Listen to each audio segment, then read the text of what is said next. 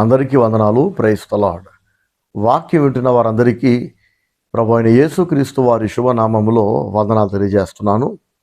నా ప్రియ సహోదరి సహోదరులారా, ఆశగల ప్రాణాన్ని తృప్తిపరుస్తానని దేవుడు మనకి బైబిల్ గ్రంథంలో వాగ్దానం చేశాడు. అయితే చాలామంది ఆశపడుతూ ఉంటారు, ప్రార్థిస్తుంటారు, కానీ ఎప్పటికీ పొందుకోలేకపోతూ ఉంటారు. తిరిగి ప్రశ్నిస్తుంటారు, దేవా నువ్వు వాగ్దానం చేశావు ఆశగల ప్రాణాన్ని తృప్తిపరుస్తానని, మరి ఎందుకు నా ఆశలు తీరట్లేదు, నా కోరిక ఎందుకు తీరట్లేదు, నేను ఎంత ప్రార్థించినా నువ్వు ఎందుకు వినట్లేదు అని దేవుని నిందిస్తుంటారు. దేవుడు ఏదో అన్యాయం చేశాడని. కొందరైతే నన్ను నిందిస్తుంటారు. మా పాస్టర్ గారు మంచోళ్ళు అయితే, ఈయనే గనక మంచి దైవజనుడు అయితే, ఆయన ప్రార్థన దేవుడు వింటే నా ఆశలు తీరేవి, నా కోరికలు తీరేవి, నా అవసరాలు తీరేవి, నేను అడిగింది దేవుడు ఇచ్చేవాడు అని కొందరు దేవుణ్ణి, కొందరు దైవజనుడిని, కొందరైతే దేవుణ్ణి దైవజనుడిని కూడా నిందిస్తూ ఉంటారు. మరి ఎందుకు ఇలా జరుగుతుంది? నీతిమంతుని ఆశ నెరవేరును, భక్తిహీనుని ఆశ భంగమైపోవును అని కూడా ఇదే వాక్యంలో రాసుంది. ఆశ గల ప్రాణాన్ని తృప్తిపరుస్తానని దేవుడు అన్నాడంటే, ఎవడు ఆశ పడితే వాడు ఆశ దేవుడు తీరుస్తానని కాదు. దోచుకునే దొంగల ఆశ దేవుడు తీర్చాడు అనుకోండి, ఏటీఎంలు, బ్యాంకులకి వాడు హ్యాపీగా ఎవరికి దొరకకుండా బొక్కలు పెడుతుంటాడు కదా, కన్నాలు వేస్తుంటాడు. దొంగలకి, వ్యభిచారులకు, అలాగే కపటస్థులకు దేవుడు దూరస్తుడు. ప్రైస్తలాడు. హల్లెలూయా. కొందరు యథార్థత ఉండదు వాళ్ళ బ్రతుకులో, వాళ్ళ మాట అబద్ధం, ప్రేమ అబద్ధం, వాళ్ళ బాధ అబద్ధం, నీతి ఉండదు, నిజాయితీ ఉండదు. ఎల్లప్పుడూ అందరి దగ్గర అబద్ధాలు ఆడుతూ మోసపూరితమైన ప్రేమను, మర్యాదలను కనపరుస్తూ వెనకాలకి వెళ్ళి ఎవరితో అయితే గతంలో మర్యాదగా మాట్లాడారో వాళ్ళ గురించి వెనకాలకి వెళ్ళి తక్కువ చేసి మాట్లాడుతుంటారు, చులకనగా మాట్లాడుతుంటారు. ఎదురొస్తేనేమో వినయము, మర్యాదలు, ప్రేమ, సంస్కారం చూపిస్తుంటారు.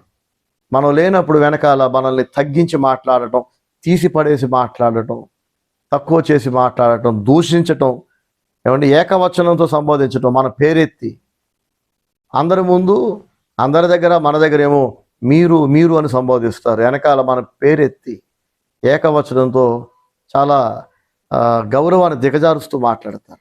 వీళ్ళు ఏమనుకుంటారంటే, ఆ వ్యక్తి నన్ను చూడట్లేదు కదా, నేను దొరకట్లేదు కదా, ఎవరికి తెలియదు కదా అని అనుకుంటూ ఉంటారు. కానీ దేవుడు అన్నీ చూస్తున్నాడు, అన్నీ వింటున్నాడు. ఇలాంటి కపటస్థులు మనుషుల దగ్గర దొరకకపోవచ్చు, మనుషుల దగ్గర పబ్బం గడుపుకోవచ్చు, నటించి వెళ్ళిపోవచ్చు, కానీ దేవుని హస్తము నుంచి ఈ వేషధారులు, కపటస్థులు తప్పించుకోలేరు కదండి. అందరినీ నమ్మించారు, ప్రేమ ఉందని, భక్తి ఉందని, దేవుని భయం ఉందని, మనమంటే గౌరవం ఉందని, మన మీద వల్లమాలిన ప్రేమ ఉందని అందరినీ నమ్మిస్తారు, కానీ దేవుణ్ణి మోసం చేయడం అసాధ్యం. చాలామంది ఆశపడుతున్నారు, కానీ భక్తిహీనమైన బ్రతుకులు బ్రతుకుతూ కోరుకుంటూ ఉన్నారు, ఆశలు పడుతూ ఉన్నారు. భక్తిహీనుల ఆశలు ఎల్లప్పుడూ అన్యాయమైనవిగానే ఉంటాయండి. మరి అన్యాయమైన కోరికలు తీర్చాల్సిన అవసరం దేవునికి ఏముంది? మనం దేవునికి ఇష్టలుగా మారాలి తప్ప, మన బ్రతుకు బాగోకుండా, మన బుద్ధి మార్చుకోకుండా, మనం భక్తులుగా మారకుండా, వాక్యానుసారంగా మన బుద్ధిని, బ్రతుకుని మార్చుకోకుండా, నేను ఏది పడితే అది కోరుకుంటా, నేను అడ్డగోలుగా ఆశపడతా, నేను వంకరగా బతుకుతా, కానీ దేవుడు నా కోరికలన్నీ తీర్చాలి, నా ఆశలన్నీ తీర్చాలి, నేను అనుకుందంతా అయిపోవాలి అని గనక గర్వానికి పోయి ఇష్టానుసారంగా బ్రతుకుతూ ఏది పడితే అది కోరుకుంటే, దేవుడు అంటాడు, ఒరే పిచ్చోడా, నేను ఇస్తే తప్ప నీకు తెల్లారదు, నువ్వు ఎంత మొత్తుకున్నా, ఎంత ప్రార్థించినా, ఎవరి దగ్గరికి వెళ్ళి ప్రార్థన చేయించుకున్నా ఫైనల్గా ఇచ్చేది నేనే అంటాడు దేవుడు. నువ్వు మనుషులను మోసం చేసినట్టు నన్ను మోసం చేయలేవు. నీ బుద్ధి నాకు తెలుసు, నీ మాట తీరు నాకు తెలుసు, నీ వంకరితనం నాకు తెలుసు, నీ నటన నాకు తెలుసు, నీ కపటం నాకు తెలుసు, నీ వేషధారణ నాకు తెలుసు. కాబట్టి నీ ఆశలు నేను తీర్చట్లేదు, అందుకే నీ ప్రార్థన వినట్లేదు, అందుకే నువ్వు ఆశపడుతున్నావు కానీ పొందలేకపోతున్నావు, కోరుకుంటున్నావు కానీ కోరికలాగానే మిగిలిపోతుంది. నీ కళ్ళ ముందే ఎవరెవరో అడుగుతున్నారు, పొందుకుంటున్నారు, ఆశపడుతున్నారు, పొందుకుంటున్నారు. దేవుడు అందరి ఆశలు తీరుస్తున్నాడు, నీతిమంతుల ఆశలు, నీతిమంతుల ప్రార్థన దేవుడు వింటున్నాడు. అర్థమవుతుందండి? ఆశగల ప్రాణాన్ని తృప్తిపరిచే దేవుడు నీతిమంతుల న్యాయమైన, వాక్యానుసారమైన ఆశలను, కోరికలను, ప్రార్థనలను దేవుడు చూస్తున్నాడు, తీరుస్తున్నాడు. కానీ భక్తిహీనుల ప్రార్థన దేవుడు వినడు, భక్తిహీనుల ఆశ భంగమైపోవును అని దేవుని వాక్యం తెలియజేస్తుంది.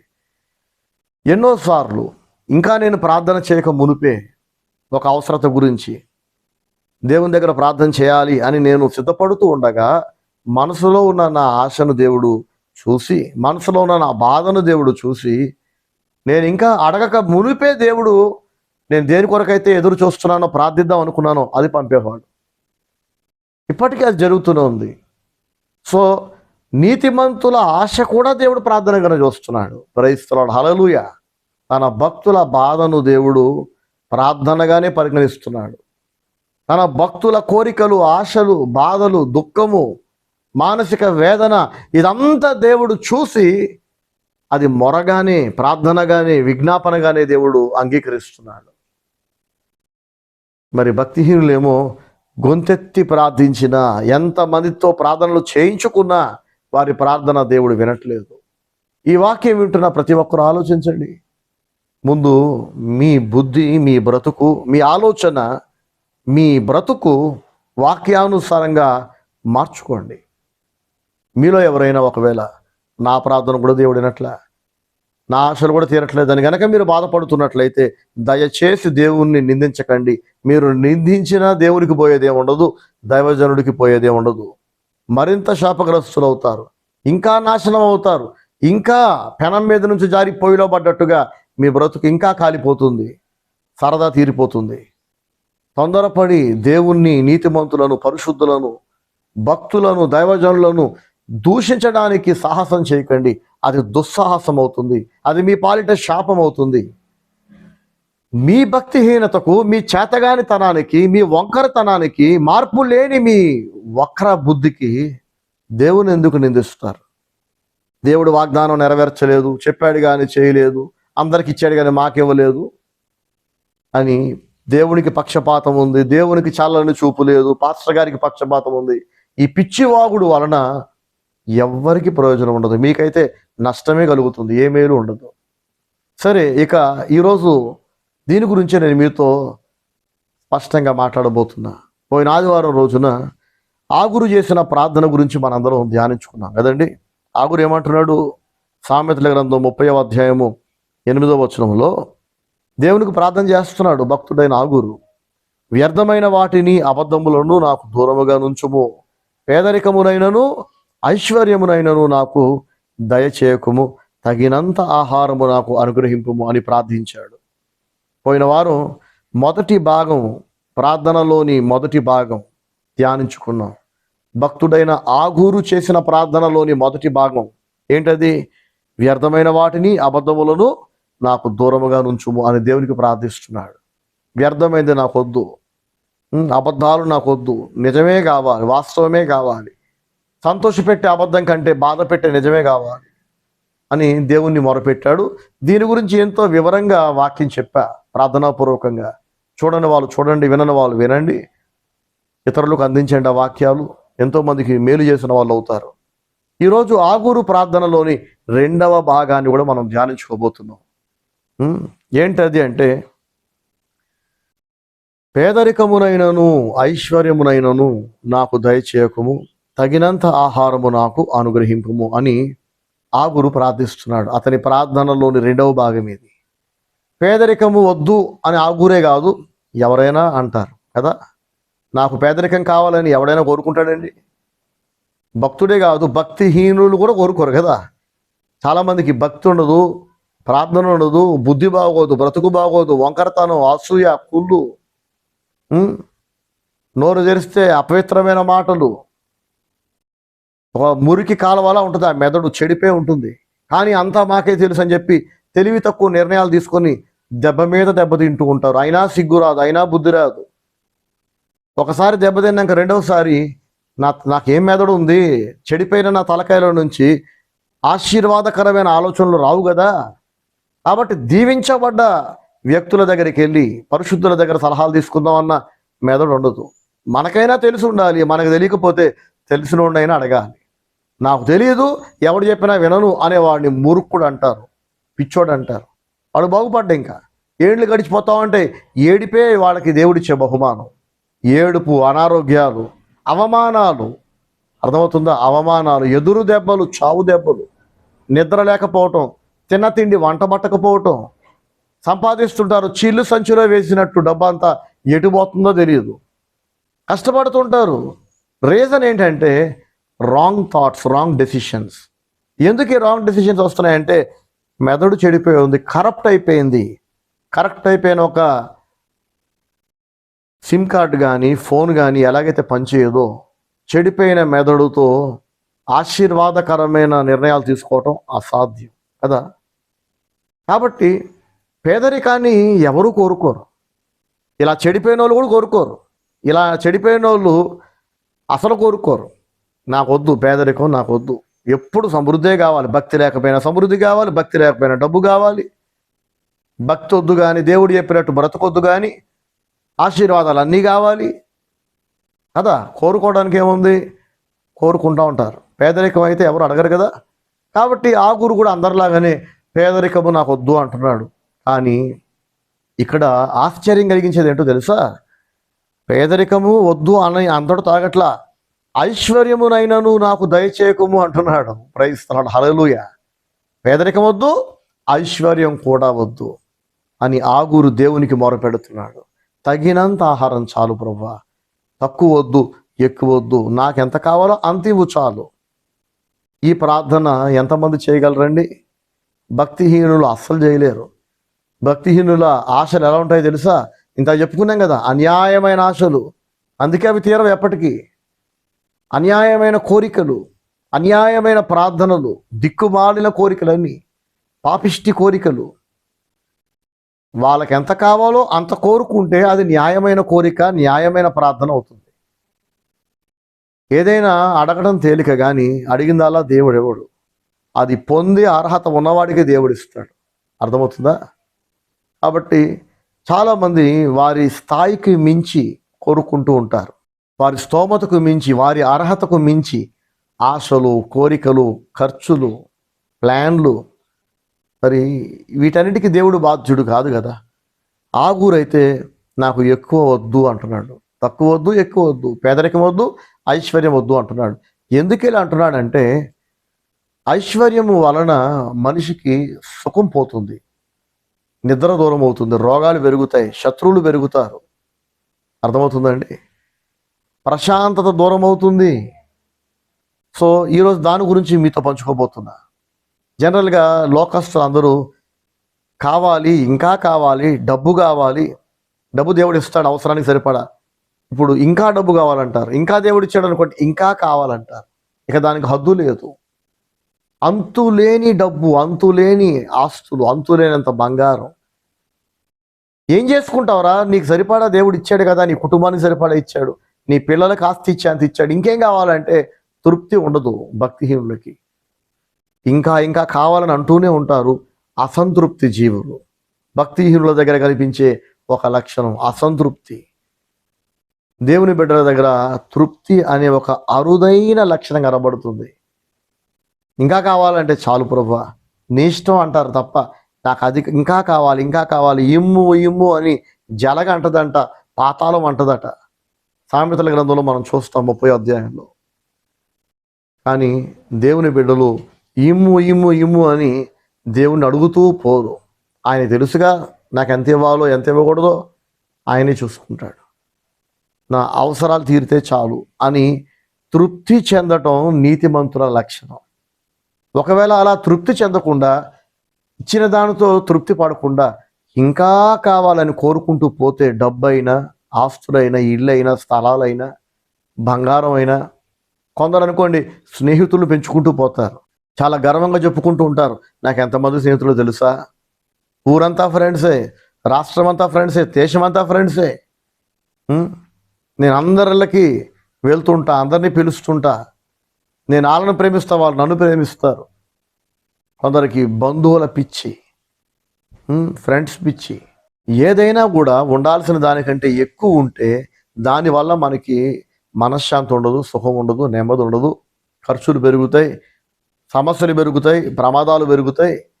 అది మనుషులు పెరిగినా, స్నేహితులు పెరిగినా, బంధువులు పెరిగినా, డబ్బు పెరిగినా, ఆస్తి పెరిగినా, చివరికి దేవుడిచ్చిన ఆయుష్ తీరిపోయిన తర్వాత ఆయన ప్రణాళిక పూర్తయిపోయింది, ఇక మనం ఉండకూడదు, ఈ భూమి మీద వెళ్ళిపోవాలి. లేదు ప్రభువా ఇంకా ఎక్కువ కాలం బతుకుతా అని చెప్పి దేవుణ్ణి అడిగి మనం ఆయుష్ను కనుక పెంచుకుంటే ఆ పెరిగిన ఆయుష్ వల్ల మనకి కష్టాలు పెరుగుతాయి తప్ప సుఖం తగ్గుతుంది. ఏమండి, అనేక బాధలు కొని తెచ్చుకున్న వాళ్ళం అవుతాం. ఎంత ఉండాలో అంత ఉంటే చాలు. అందుకే ఆగురు అంటున్నాడు, దేవా నాకు పేదరికం వద్దు, ఐశ్వర్యం వద్దు, తగినంత ఆహారం ఇవ్వు చాలు అని అంటున్నాడు. ఈ ప్రార్థన మనందరం నేర్చుకోవాలి. సాతాను అంటాడు, కొంచెం వద్దు ఎక్కువ కోరుకో అంటాడు. ఏమవుతుంది? ఎక్కువ వస్తే ఎక్కువ సుఖపడతావు, ఎక్కువ డబ్బు ఉంటే, ఎక్కువ ఫ్రెండ్స్ ఉంటే, ఎక్కువ మంది బంధువులు ఉంటే, నీ ఆస్తులు పెరిగితే, ఎక్కువ అయితే నువ్వు ఇంకా సాలిడ్గా సెటిల్ అవ్వచ్చు, నీకు సెక్యూరిటీ ఉంటుంది, ఫైనాన్షియల్ సెక్యూరిటీ ఉంటుంది అని ఇలాంటి ఆలోచనలు సాతాను వలన, లోకస్తుల వలన, దేవునితో సంబంధం లేని భక్తిహీనుల వలన మనం వింటూ ఉంటాం. ఇది దేవుని వలన కలిగింది కాదు. దేవుని బిడ్డలైతే పరిశుద్ధాత్ముని ప్రేరేపణ చేత ఆగురులాగా ప్రార్థిస్తారు, ఆశపడతారు. అవసరానికి మించి ఎక్కువైతే ఏం జరుగుతుందో బైబిల్లో దేవుడు రాయించాడు, చెప్తున్నా వినండి. మీలో ఎవరైనా ఇప్పటికే దేవుడు మీ అవసరాలు తీర్చాడు, మీకు కావలసినవన్నీ ఇచ్చాడు, భోజనమైనా, బట్టలైనా, డబ్బైనా, ఏదైనా ఒక మనిషి తృప్తిగా బతకడానికి కావలసినది. కానీ ఇచ్చిన దానితో తృప్తిగా ఉండకుండా ఒకవేళ మీ శక్తికి మించి, మీ స్థాయికి మించి, మీ అర్హతకు మించి ఒకవేళ మీరు ఆశపడుతూ కనుక పోతే, మీ అడ్డగోలు ఆశల వలన, కోరికల వలన మీ ఖర్చులు పెరుగుతాయి, అప్పులు పెరుగుతాయి, అవమానాలు పెరుగుతాయి, మీకు నెమ్మది ఉండదు, నిద్ర ఉండదు, తినబుద్ధి కాదు, తిన్న వంట పట్టదు. సరే, జరిగిన విషయం ఒకటి చెప్తా. బైబిల్ గ్రంథంలో దేవుడు అంటాడు మోషే ద్వారా ఇశ్రాయేలీయులతో, నేను ప్రతిరోజు మీకు మన్నా కురిపిస్తున్నాను కదా, ఏ రోజు మన్నా ఆ రోజు సమకూర్చుకోండి అని దేవుడు ఆజ్ఞాపించాడు. మన్నా అంటే ఆకాశం నుంచి మంచులాగా కురిసే గోధుమ గింజల్లాగా ఉంటాయట, కానీ తెల్లటి రంగులో ఉంటాయట, నోటికి మధురంగా ఉంటుందంట, తీయగా. అందుకే దానికి మన్నా అని పేరు వచ్చింది. ప్రతిరోజు ఇశ్రాయేలీయులు ఉదయం నిద్ర లేచేసరికి వారి ఇళ్ళ బయట, వారి గుడారాల బయట ఆకాశం నుంచి మంచు కురిసినట్టుగా మన్నా కురిసేది. గోధుమ గింజల ఆకారంలో ఉంటుంది, కానీ తెల్లగా ఉంటుంది, నోట్లో పెట్టుకుంటే తీయగా ఉంటుంది, మధురంగా. అది దేవదూతల ఆహారం అట. అంత గొప్ప ఆహారాన్ని దేవుడు తన ప్రజలైన ఇశ్రాయేలీయుల కొరకు కురిపించాడు. ప్రతిరోజు ఉదయాన్నే దేవుడు కురిపిస్తున్నాడు. దేవుడు అంటాడు, నేను ఎలాగో రోజు కురిపిస్తున్నాను కదా, మొన్న కురిపించా, నిన్న కురిపించా, ఇవాళ కురిపించా, అలాగే రేపు, ఎల్లుండి, అవతల ఎల్లుండి, అలా మీరు బ్రతికినంత కాలం నేను ఆహారం ఇస్తూనే ఉంటా. కాబట్టి మీరు ఏ రోజు మన్నా ఆ రోజు వరకే సమకూర్చుకోండి. రేపటి కొరకు, ఎల్లుండి కొరకు, భవిష్యత్తు కొరకు సేవింగ్స్ చేయకండి అన్నాడు దేవుడు. సేవ్ చేసుకోవద్దు అన్నాడు దేవుడు. కానీ కొంతమంది భక్తిహీనులు, దేవుని భయం లేని వాళ్ళు, దైవజనుడు అంటే గౌరవం లేని వాళ్ళు, దేవుడు అలాగే చెప్తాడులే, దైవజనుడు ఇలాగే చెప్తాడులే, కానీ మనకు తెలివి ఎక్కువ కదా, పాస్టర్ గారు చెప్పింది వినం కదా, దేవుడు చెప్పింది వినం కదా, అందరూ చేస్తున్నారు పిచ్చోళ్ళు, తెలివి లేక, మిగతా సంఘస్థులు, మిగతా విశ్వాసులు. కానీ మనకి బుర్ర ఎక్కువ, తెలివి ఎక్కువ, ముందు చూపు ఎక్కువ, గర్వం ఎక్కువ, బలుపు ఎక్కువ, వినే బుద్ధి తక్కువ. ఇలాంటి వాళ్ళంతా దేవుని మాట వినకుండా ఆ రోజు కొరకే కాకుండా మరుసటి రోజు కొరకు కూడా ఎక్స్ట్రా మన్నా సమకూర్చుకున్నారంట, ఇంట్లో దాచుకున్నారట. అయితే వీళ్ళు దాచుకున్న ఆ ఎక్స్ట్రా మన్నా ఆ మరుసటి రోజు తిందామని చూస్తే కులిపోయింది, పురుగులు పట్టింది, వాసన పుట్టింది, వాళ్ళు తినడానికి పనికి రాలేదట. కాబట్టి అక్కడ వ్రాయబడింది ఏంటంటే, ఎక్కువ కూర్చుకున్న వాడికి ఎక్కువ కాలేదు, తక్కువ సమకూర్చుకున్న వాడికి తక్కువ కాలేదు. ప్రైజ్ ది లార్డ్, హల్లెలూయా. నా ప్రియ సహోదరి సహోదరులారా, దేవుని వాక్కుకు వ్యతిరేకంగా భక్తిహీనులైన కొంతమంది ఎక్కువ సమకూర్చుకుంటే ఎక్కువ సుఖపడతాం, ఎక్కువ తృప్తి పడతాం, ఎక్కువ మనశ్శాంతి ఉంటుంది, ఎక్కువగా ఆస్వాదించవచ్చు అనుకొని, తక్కువ కంటే ఎక్కువే మేలు అనుకొని ఎక్కువ సమకూర్చుకున్నారు. కానీ వాళ్ళకేం మిగల. దేవునికి లోబడి కొందరు దేవుడు చెప్పినట్లుగా వాళ్ళకు తగినంత ఆహారమే సమకూర్చుకున్నారు, వాళ్ళకేం తక్కువ కాల.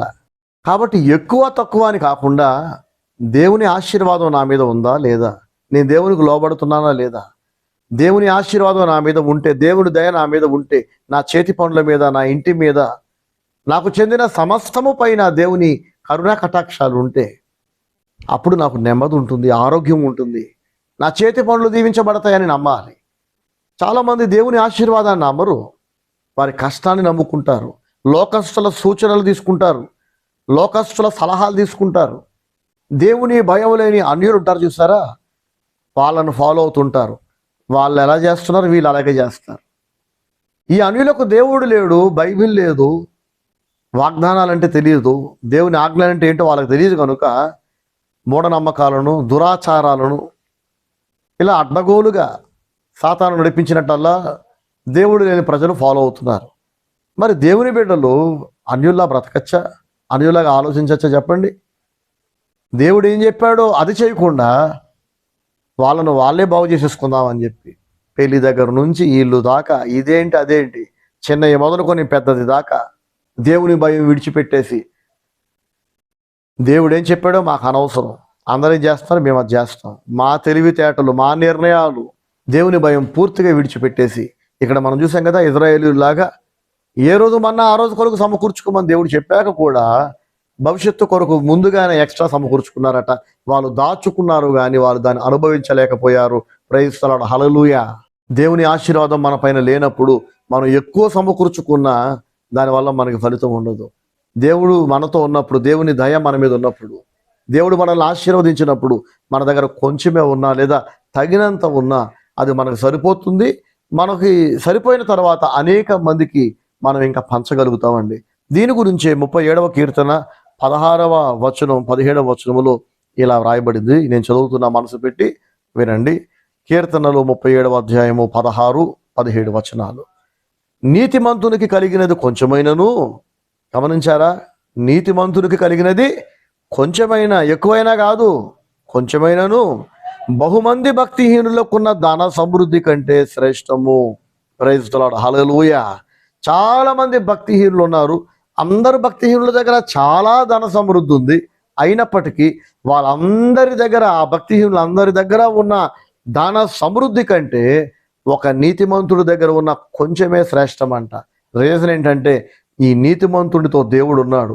ఈ నీతిమంతుడి దగ్గర ఉన్న ఆ కొంచెము పైన దేవుని ఆశీర్వాదం ఉంది. ఈ నీతిమంతుడు దేవునికి లోబడి, దేవునికి భయపడి, వాక్యానుసారంగా బ్రతికి ఆ కొంచాన్ని సమకూర్చుకున్నాడు. ఆ కొంచెము వలన ఇతడు దీవించబడుతున్నాడు. కానీ చాలా మంది భక్తిహీనులు, ఆ భక్తిహీనులు అందరి దగ్గర చాలా సమృద్ధి ఉంది, ధన సమృద్ధి, కానీ అక్కడ దేవుడు లేడు, దేవుని ఆశీర్వాదం లేదు. వాళ్ళు సమకూర్చుకున్నది దేవుని వాక్యానికి వ్యతిరేకంగా ఆలోచించి ప్లాన్లు వేసుకొని కష్టపడి తెచ్చుకున్నది. వాళ్ళు ఎంత ప్లాన్లు వేసుకున్నా, ఎంత కష్టపడ్డా ఈ భక్తిహీనులు అందరూ చాలా సమకూర్చారు. సమకూర్చడం వరకే చేయగలరు, ఎవరైనా కష్టపడి సంపాదించగలరు. కానీ అది అనుభవించాలంటే దేవుని సెలవు కావాలి, దేవుని ఆశీర్వాదం కావాలి. అనుభవించినప్పుడు, ఆస్వాదించినప్పుడు ఎంత సంపాదిస్తే మాత్రం ఏం ప్రయోజనం చెప్పండి కదా? దేవుని ఆశీర్వాదం మన మీద లేనప్పుడు మనం సంపాదిస్తాం, మన తెలివితేటలు వాడి కష్టపడి, కానీ దాన్ని అనుభవించాం. చూస్తాము ఏమండి, అందరికీ చూపిస్తాం, నా పేరు మీద ఎంత వస్తుంది, నా పిల్లలకి అంత ఇచ్చాను. కానీ సుఖం లేనప్పుడు, నెమ్మది లేనప్పుడు, మనశ్శాంతి లేనప్పుడు, ఆరోగ్యం లేనప్పుడు, తిన్నది అరగనప్పుడు, వంట పట్టనప్పుడు, ఏమండి మనుషుల మధ్య, కుటుంబీకుల మధ్య ప్రేమ, అనురాగాలు, ఆప్యాయతలు, పరస్పర గౌరవ మర్యాదలు లేనప్పుడు ఆ ఆస్తులు నెత్తిని కొట్టుకుంటామా చెప్పండి? ఎంతో స్పష్టంగా దేవుడు ఇవన్నీ తన వాక్యంలో రాయించాడు. భక్తిహీనులు కనులారా తమ ఆస్తిని చూస్తారు తప్ప అనుభవించరు అని దేవుడు సెలవిచ్చాడు. అది చదువుకునే ముందు మరొక వాక్యాన్ని చదివి మీకు వినిపిస్తా. సామెతల గ్రంథం 10వ అధ్యాయము 22వ వచనంలో దేవుడు ఇలా రాయించాడు: యెహోవా ఆశీర్వాదము ఐశ్వర్యం ఇచ్చును, నరుల కష్టము చేత ఆ ఆశీర్వాదము ఎక్కువ కాదు. ప్రైజ్ ది లార్డ్, హల్లెలూయా. యెహోవా ఆశీర్వాదం, యెహోవా ఆశీర్వాదం అనబడేది ఉందంటే సాతాను ఆశీర్వాదం కూడా ఉంటుందన్నమాట.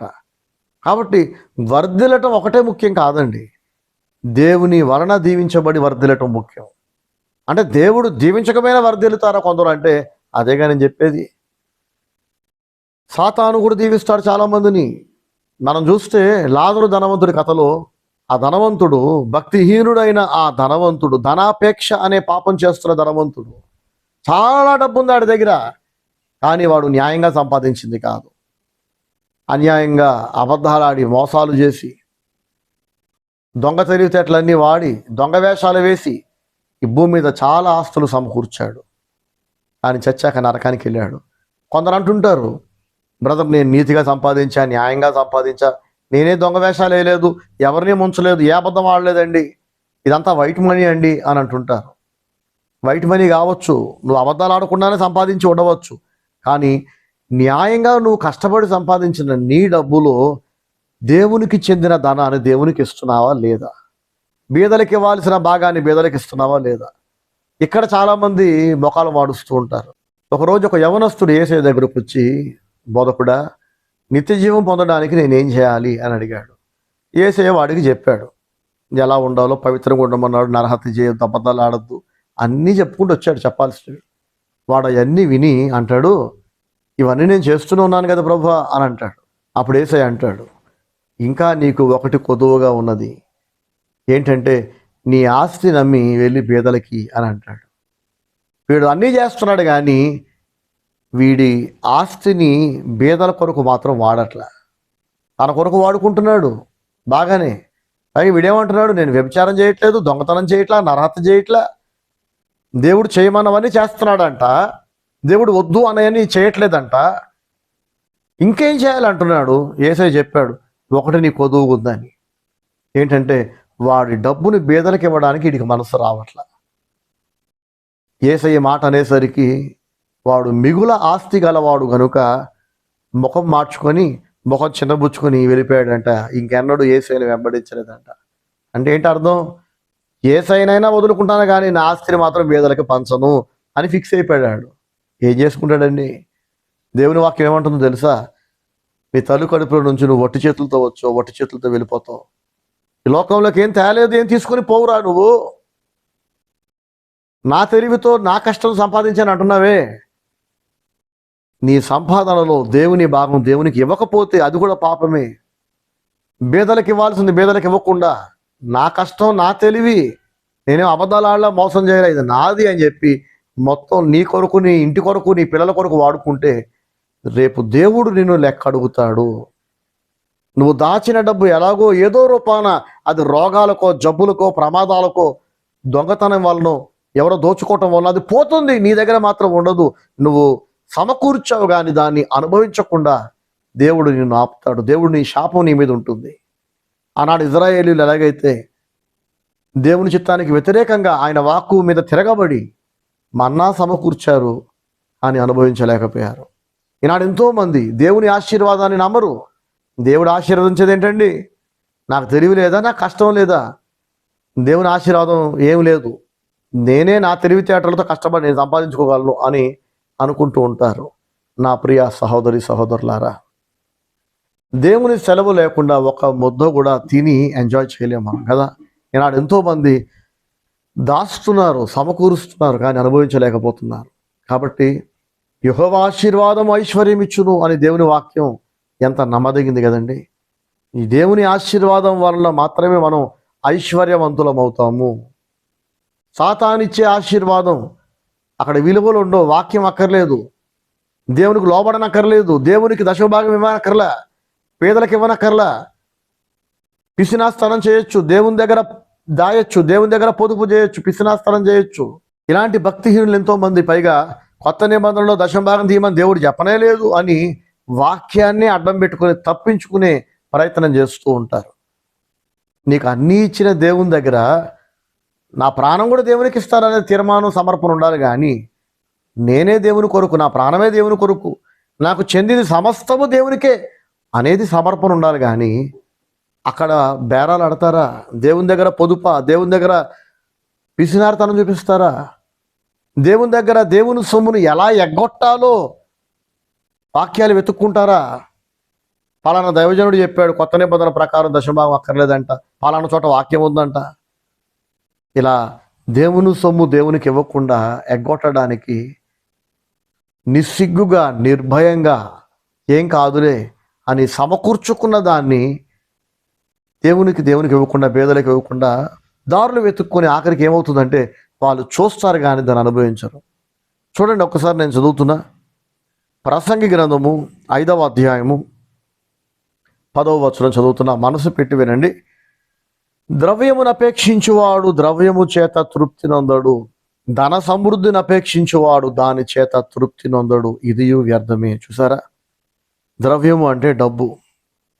ఎక్కువ డబ్బు కావాలని కోరుకునేవాడు తీరా డబ్బు వచ్చాక దానివల్ల వాడికి సుఖం ఉండదంట. సుఖపడిపోతారేమో అనే భావన సాతాను కలిగించేది. ఈ ఫీలింగ్ దేవుని వల్ల కలిగింది కాదు. దేవుడు ఎల్లప్పుడూ మనలో ఎలాంటి కోరికలు పుట్టిస్తాడంటే, పరిశుద్ధాత్ముని ప్రేరేపణతో చేసే ప్రార్థన ఎలా ఉంటుందంటే, ఆ గురు చేసిన ప్రార్థన ఎలా ఉంటుంది. దేవా, నాకు పేదరికం వద్దు, ఐశ్వర్యం కూడా వద్దు, తగినంత ఆహారం చాలు అనేది దేవుని బిడ్డల మనస్సు. అది దేవుడు పుట్టించేది, పరిశుద్ధాత్ముని వలన కలిగేది. దేవుని వాక్యం మనకి నేర్పిస్తుంది అదే. దీనికి వ్యతిరేకంగా నా అవసరాలకు మించిన డబ్బు కావాలి, ఇంకా కావాలి, ఆల్రెడీ ఒక ఇల్లు ఉంది, ఇంకో ఇల్లు కడతా, అది అద్దెలకి ఇస్తా, చాలా ఇంకా చాలదు, ఇంకా కావాలి, ఈ ఊర్లో అయిపోయింది, ఇప్పుడు ఇంకో ఊర్లో ఇంకా స్థలాలు, స్థలాల మీద స్థలాలు, పొలాల మీద పొలాలు, ఇళ్ళ మీద ఇల్లు. ఎంత ఆస్తి పెంచుకుంటూ పోయినా దేవుని వాక్యం ఏమంటుందో తెలుసా? చూడండి, 11వ వచనం, ప్రసంగి 5:11. ఆస్తి ఎక్కువైన యెడల దాన్ని భక్షించు వారును ఎక్కువ అగుదురు. చూసారా, ఇంకేంటంట, కన్నులారా చూచుటయే గాక ఆస్తి పరునికి తన ఆస్తి వలన ప్రయోజనమేమి అని దేవుడు అంటున్నాడు. ప్రసంగి ద్వారా దేవుడు మాట్లాడుతున్నాడు సొలొమోను ద్వారా. కన్నులారా చూచుటయే గాక ఆస్తి పరునికి తన ఆస్తి వలన ప్రయోజనం ఏముంది అంటున్నాడు దేవుడు. ఏ ప్రయోజనం ఉండదు. చెప్పుకోవడానికి పనికి వస్తుంది. నాకు పేరు మీద ఎన్ని స్థలాలు ఉన్నాయంటే, మా ఆవిడ పేరు మీద ఎంత ఆస్తుంది అంటే, నా పిల్లల పేరు మీద ఎన్ని ఆస్తులు ఉన్నాయంటే, బంగారం ఎంత, పాలసీలు ఎంత, సేవింగ్స్ ఎంత, బ్యాంకులో అంత, ల్యాండ్లు ఎంత, ఏమండి వాటి వాల్యూ ఎంత పెరిగింది. లాస్ట్ ఇయర్ కంటే ఈ ఇయర్ ల్యాండ్ వాల్యూ బాగా పెరిగింది, నా ఆస్తి విలువ పెరిగింది ఇప్పుడు. ఇలా చెప్పుకోవడానికే తప్ప, లేదా ల్యాండ్ రూపంలో ఉన్న దాన్ని అమ్మేసి క్యాష్లా మార్చుకొని ఇంట్లోనో బ్యాంకులోనో పెట్టుకుంటాం. అక్కడ తీసుకెళ్ళి ఇంకొక రూపంలో బంగారంగా మారుస్తాం, బంగారాన్ని అమ్మి ఇంకొక రూపంలో మారుస్తాం. ఇలా మార్చుకొని తిప్పుకోవడం తప్ప దాన్ని అనుభవించటం జరగదని దేవుడు తన వాక్యం ద్వారా తెలియజేస్తున్నాడు. అందుకే కావలసినంత పొందుకోండి దేవుని వలన. ఎక్స్ట్రా దేవుడు ఇస్తున్నది తిరిగి దేవుని కొరకు వాడండి, పేదల కొరకు వాడండి. మొదటి తరం క్రైస్తవులు అందుకే వారి ఆస్తులు అమ్మి అపోస్తలుల పాదాల దగ్గర పెట్టారంట. మన కాలంలో లేదా ఈ తరం క్రైస్తవులు ఎవరైనా అలా చేస్తున్నారా? ఆస్తుల దాకా ఎందుకండి, ఇంత చెప్పాను కదా, వారి రాబడిలో, వారి సంపాదనలో కనీసం 10వ భాగం కూడా దేవునికి ఇవ్వడానికి వెనకాడుతుంటారు. దాన్ని కూడా దాచేయాలి, దాంతో కూడా ఇంకొక ఆస్తి పెంచుకోవాలి, ఆస్తి కొనుక్కోవాలి, అది కూడా మళ్ళీ పిల్లల పేరు మీద ఆస్తిగా మార్చేయాలి. ఎంత శాపగ్రస్తులు. దేవుని వాక్యం మీద తిరగబడి ఎక్కువ చేసుకుంటున్న ఆ ఆస్తి మీ పిల్లలకి దక్కుతుందా? దాన్ని వాళ్ళు అనుభవిస్తారా? మీ శాపగ్రస్తమైన ఆస్తిని మీ పిల్లలు అసలు అనుభవించడానికి సాధ్యపడుతుందో చెప్పండి కదా. సో యెహోవా ఆశీర్వాదం ఐశ్వర్యం ఇచ్చును, లేకపోతే ఆస్తిని చూస్తాం తప్ప ప్రయోజనం ఏమి ఉండదు కదా. సరే, ఇక్కడ దేవుని దృష్టిలో ఐశ్వర్యం అంటే ఏంటి చెప్పండి? ఒక గొప్ప రాజకీయ నాయకుడు, అంతకుముందు పెద్ద సినిమా హీరో, ప్రపంచ ప్రఖ్యాతిగాంచిన గొప్ప నటుడు, తర్వాత సీఎం అయ్యాడు, పేరు ప్రఖ్యాతులు సంపాదించాడు, వేల కోట్ల ఆస్తులు సంపాదించాడు, లేదా లక్షల కోట్లు సంపాదించాడు, మనకు తెలియదు. ఎంతోమంది కొడుకులను కన్నాడు, ఎంతోమంది కూతుర్లను కన్నాడు.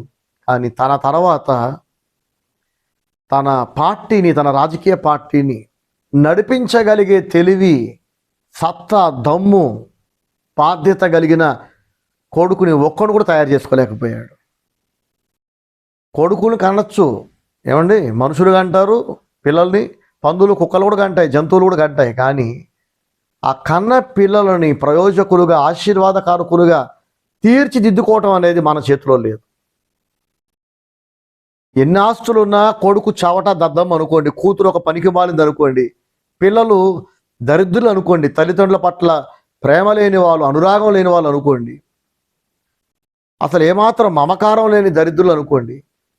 తల్లిదండ్రులు వాళ్ళ జీవితాన్ని దారబోసారు, ఆస్తులు ఇచ్చారు, అయినా తల్లిదండ్రుల పట్ల రవ్వంత ప్రేమ, కరుణ, జాలి లేని అలాంటి పిల్లలు పుడితే ఎంత, చేస్తే అంత కదా.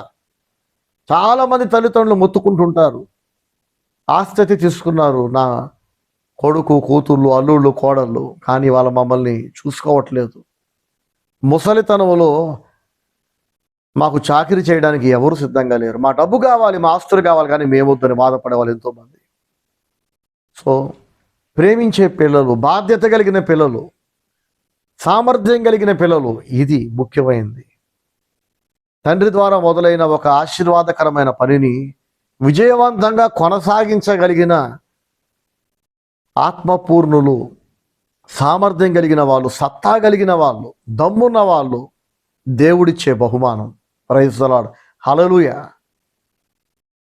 అలాంటి పిల్లలు లేని నాడు ఎంతమంది పిల్లల్ని కన్నా అర్థమవుతుందండి. ఎంత ఆస్తులు సంపాదించినా, ఆస్తులు పిల్లలందరికీ పంచిపెట్టినా, ఈ చవట దద్దమ్మలైన కొడుకులు కూతుర్లు తండ్రి నుంచి పొందుకున్న, తల్లి నుంచి పొందుకున్న ఈ ఆస్తులను నాకి పారేస్తారు, మొత్తం మట్టిపాలు చేసుకుంటారు. ఎందుకంటే తల్లిదండ్రులు వాళ్ళకి సామర్థ్యాన్ని ఇవ్వాల, ఆస్తి మాత్రమే ఇచ్చారు, తెలివి ఇవ్వాల, భక్తి ఇవ్వలేదు. దమ్ము లేని పిల్లలు. అర్థమవుతుందా? ఈ ముద్దపప్పులకి, ఈ దద్దమ్మలకి, ఈ చవటలకి తల్లిదండ్రులు ఎంత ఆస్తి కూడబెట్టి కష్టపడి వీళ్ళు నోరుగట్టుకొని సంపాదించింది అంతా వాళ్ళకి రాసిచ్చిన తర్వాత మళ్ళీ వీళ్ళు బిచ్చగాళ్ళగానే మిగులుతారు, నడివీధిలోనే మిగులుతారు. కాస్త అటు ఇటుగా, కొంత ఎర్లీగానో కొంత లేటుగానో, ఆఖరికి అదే జరుగుతుంది. కాబట్టి దేవుని వాక్యం నిరర్ధకం కాదండి. యెహోవా ఆశీర్వాదం ఐశ్వర్యం ఇచ్చును. దేవుని ఆశీర్వాదం ఎవరి మీద ఉంటుందో వాళ్ళకే బాధ్యత కలిగిన పిల్లలు తయారవుతారు, సామర్థ్యం కలిగిన పిల్లలు తయారవుతారు.